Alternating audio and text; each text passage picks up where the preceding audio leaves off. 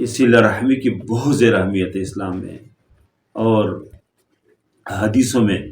اور نبی کریم صلی اللہ علیہ وسلم نے اپنے حدیث میں ذکر کیا کہ جب اللہ نے دنیا قائم کی تو صلہ رحمی نے اللہ سے پوچھا کہ اللہ میرے لیے کیا ہے، میرے بارے میں کیا ہے؟ تو نبی کریم صلی اللہ علیہ وسلم فرماتے کہ اللہ تعالیٰ نے فرمایا کہ آپ جو ہے نا، جو آپ کو وصل کریں گے، جو آپ کو قائم کریں گے تو میں بھی اس سے تعلق بناؤں گا، اور جو آپ کو توڑیں گے میں بھی اسے توڑوں گا، یعنی میں بھی اس کو گویا کہ اس کے میرے ساتھ کوئی تعلق نہیں ہے جو صلہ رحمی کو نہیں پالتے۔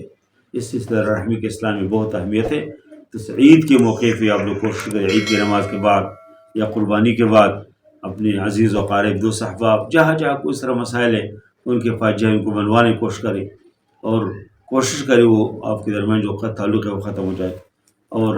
اسلام جو ہے سلیم الفطرت لوگ پسند کرتے ہیں۔ نبی کریم صلی اللہ علیہ وسلم فرماتے تھے کہ مجھے اپنے ساتھیوں کی شکایت نہ کرو، میں چاہتا ہوں کہ میں نکل آؤں اور میں سلیم الصدر ہو، میرا سینہ جو ہے بالکل پاک، اس میں کسی کے لیے کوئی قدرتی چیزیں نہ ہو۔ تو یہ انسانی معاشرہ ہے، جب کی جگہ دو برتن بھی ہو تو ظاہر ہے کہ وہ ٹکراتے ہیں، اس کے کچھ نہ کچھ مسائل ہوتے ہیں، لیکن انسان معافی سے درگزر